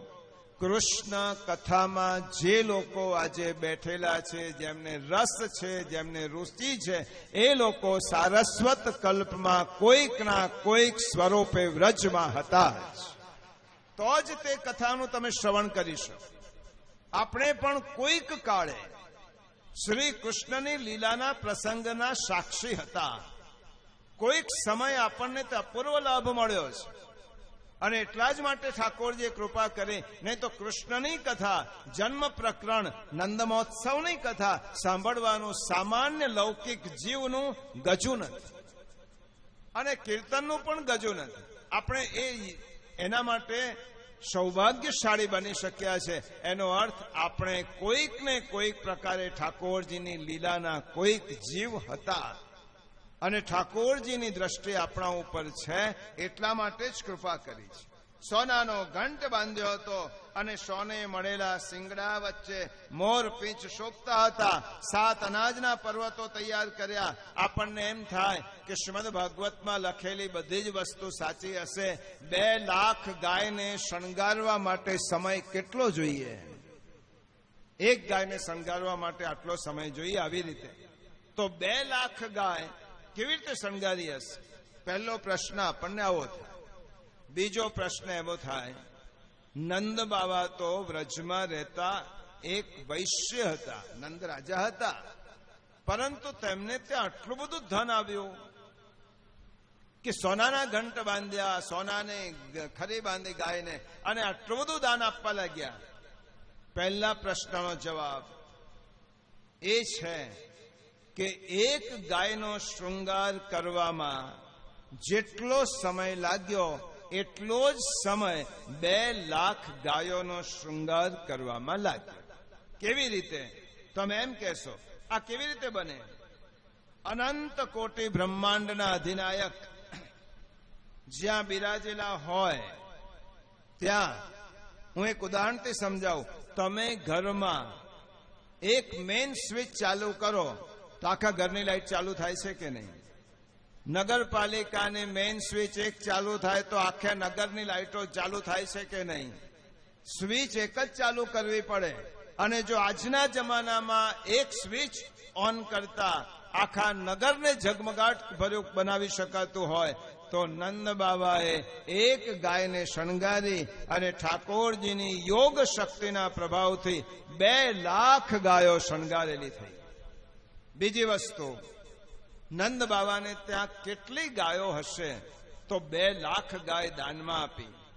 શાસ્ત્ર એમ કહે છે કે પુત્રના જન્મ સમયે પિતાની પાસે જે સંપત્તિ હોય તેનો 3600મો ભાગ દાનમાં આપવો જોઈએ. પિતાની પાસે જે સંપત્તિ હોય તેનો 3600મો ભાગ પુત્રના જન્મ સમયે દાનમાં આપવો જોઈએ. શાસ્ત્રની આજ્ઞા નંદ બાબાએ માની હોય અને નંદ બાબાએ જો 2 લાખ ગાયનું દાન કર્યું હોય તો 2 લાખ ગુણ્યા 3600 કરીએ તો 72 કરોડ ગાય નંદ બાબાને ત્યાં હતી. જો આ ગણિત પ્રમાણે, હવે તમને એમ થાય 72 લાખ ગાય હોય તો રાખવાની ક્યાં? પહેલો સમજો કે પહેલાના જમાનામાં રિઝર્વ બેંકની નોટો નહોતી વિનિમય માટે. એ વખતે ગૌધન હતું. ગૌધન, તમારે કોઈ પાસેથી કોઈ વસ્તુ જોઈએ છે તો આટલી ગાય આપી દો, આ ગૌધન ગણાતું.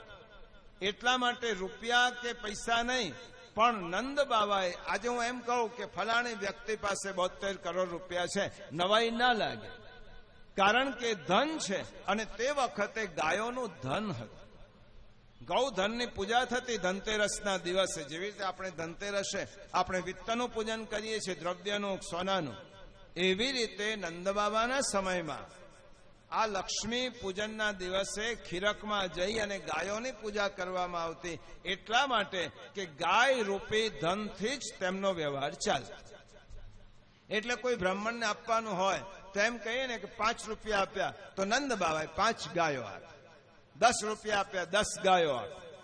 એવી રીતે 2 લાખ ગાયોનું દાન કર્યું. આટલી બધી સંપત્તિ નંદ બાબાને ત્યાં ક્યાંથી આવી? તો બીજા પ્રશ્નનો જવાબ છે, જ્યાં લક્ષ્મીપતિ સ્વયં બિરાજે. લક્ષ્મી જેના ચરણની નિત્ય સેવા કરે છે અને લક્ષ્મીજી કોઈને ત્યાં પધારતા નથી, પોતાના સ્વામીને છોડીને. જે પધારે છે તે આ પૃથ્વી ઉપરનો કોઈ સૌથી ધનાઢ્ય વ્યક્તિ હોય એને ત્યાં લક્ષ્મીજીના શ્રીઅંગમાંથી નીકળેલા પવનનું એક ઝોકું એને ત્યાં પહોંચી ગયું હોય અને તે પૃથ્વી પરનો સૌથી ધનાઢ્ય વ્યક્તિ બની ગયો હોય, તેવા લક્ષ્મીજી જ્યાં પ્રત્યક્ષ રૂપે બિરાજે છે ત્યાં ધનની શું ખોટ હોય? ત્યાં ધનની ખોટ હોય? સોના, ચાંદી, ઝવેરાત, કોઈ ખોટ નહીં. લક્ષ્મીપતિ બિરાજે છે. એટલા માટે નંદ બાબાએ ખૂબ ઉદારતાપૂર્વક દાન આપ્યું છે. આ મહોત્સવ છે અને એ મહોત્સવના દર્શન કરવા માટે આ બાજુ બ્રાહ્મણો, ઋષિઓ, ગોપીઓ, ગોપિકાઓ ગઈ છે. પહેલી વસ્તુ નંદ મહોત્સવની વિશેષતા છે, કોઈને કશું લેવું નથી, બધાને કંઈક આપવું છે. આટલા મોટા ઉત્સવની વિશેષતા છે. ગરીબમાં ગરીબ ગોપી પણ પોતાની ઘેરેથી નંદાલયમાં શું વધાઈ, શું ખુશાલી લઈને જઈશ એમ કરીને લઈને ગઈ છે. તેમની આજીવિકાનું સાધન દૂધ અને દહીં. આજે અમારે વેચવા નથી જવું મથુરામાં.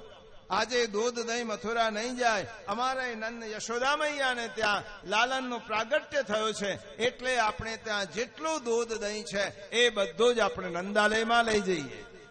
અને નંદાલયમાં દૂધ અને દહીંની નદીઓ વહેવા લાગી છે. પોતાની આજીવિકાના સાધનને ગોપિકાઓ અને ગોવાળોએ નંદાલયમાં લઈ ગયા છે. ઉત્સવમાં ખાન હોય, પાન હોય, ગાન હોય, તાન હોય, દાન હોય, આ બધું ઉત્સવમાં. નંદ બાબાએ ખૂબ 6 મહિના સુધી નંદ મહોત્સવનો ઉત્સવ ચાલ્યો છે. વ્રજ સાહિત્યના એક ગ્રંથમાં લખ્યું છે, યમુના નદીના નીર 6 મહિના સુધી સફેદ વહેવા લાગ્યા છે. યમુના નદીમાં એટલું દૂધ વહ્યું હતું કે યમુનાના નીર પણ સફેદ બની ગયા હતા. આ નંદ મહોત્સવમાં ગોપિકાઓ દોડે છે. કેવી રીતે દોડે છે? સુરદાસજીએ વર્ણન કર્યું છે. આજે ગોપીઓ દોડવા લાગી પોતાના પ્રિય, પ્રાણ પ્રિય પ્રભુના દર્શન કરવા માટે. આજે અમારો મનોરથ સફળ થયો છે. આજે નંદાલયમાં શ્રી કૃષ્ણ પ્રભુ પધાર્યા છે, એમનું પ્રાગટ્ય થયું છે એમ કરીને દોડવા લાગી. દોડતી દોડતી જાય છે. સુરદાસજીએ ઇન્દ્રિયોનું વર્ણન કર્યું છે. એક ગોપીની આંખોને વાચા ફૂટી.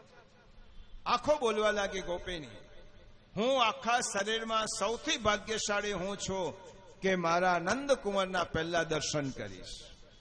ત્યાં આંખોને બંધ કરી અને કાન બોલવા લાગ્યા, તારો નંબર તો બીજો આવે છે, કારણ કે વધાઈ તો મેં પહેલી સાંભળી છે, માટે તું પછી આવે. કાન બોલવા લાગ્યા કે ભાગ્યશાળી હું છું.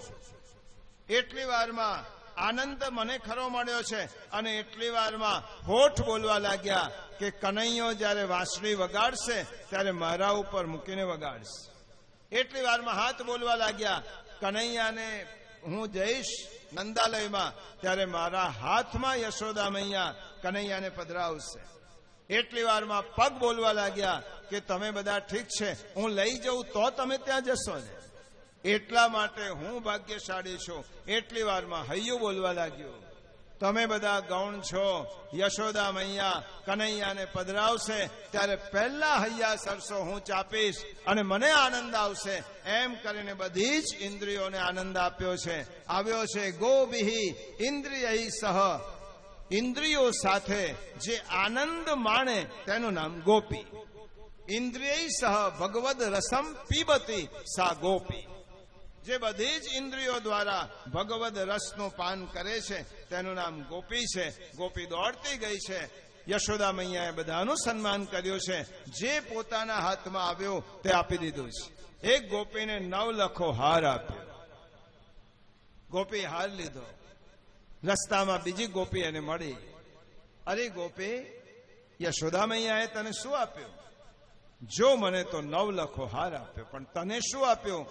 મને પણ યશોદા મૈયા કંઈક આપતા હતા, પણ મેં કહ્યું મૈયા મને તો લાલનને મારી ગોદમાં પધરાવો.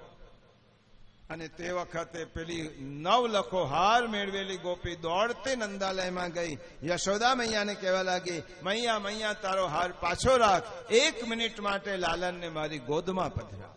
યશોદા મૈયાએ હાર પણ આપ્યો, લાલનને પણ રમાડવા દીધો. શ્રી મહાપ્રભુજી અર્થ કરે છે, યશમ દદાતી યશોદા. જે બીજાને યશ આપે તેનું નામ યશોદા. આ લાલન તમારો છે. અને નંદયતિ સર્વાંજનાન ઇતિ નંદ. જે પોતાના વ્યવહારથી બધાને આનંદ આપે તેનું નામ નંદ છે. આવી રીતે બધાએ આનંદ કર્યો છે. નંદ મહોત્સવનું વર્ણન 18 શ્લોકમાં સુખદેવજી મહારાજે ખૂબ સુંદર રીતે કર્યું છે. આજે આપણે સમય કથાની અવધિનો સમય પૂર્ણ થાય છે, એટલા માટે અહીંયા જ કથાને વિરામ આપીએ. આવતીકાલે અંતિમ વિરામના સમયે ગિરિરાજ ગોવર્ધનનું પૂજન, પરમ દિવસે રાસ પંચાધ્યાયી અને કથા વિરામ. અહીંયા આપણે આરતી, આશ્રયનું પદ અને પ્રસાદ લઈ અને બધા જઈશું. અને આવતીકાલની કથા 2:30-3 ની આસપાસ શરૂ થશે. શ્રી ગોવર્ધન નાથ કી જય, શ્રી વલ્લભાધીશ કી જય, શ્યામ સુંદર શ્રી યમુને મહારાણી જય.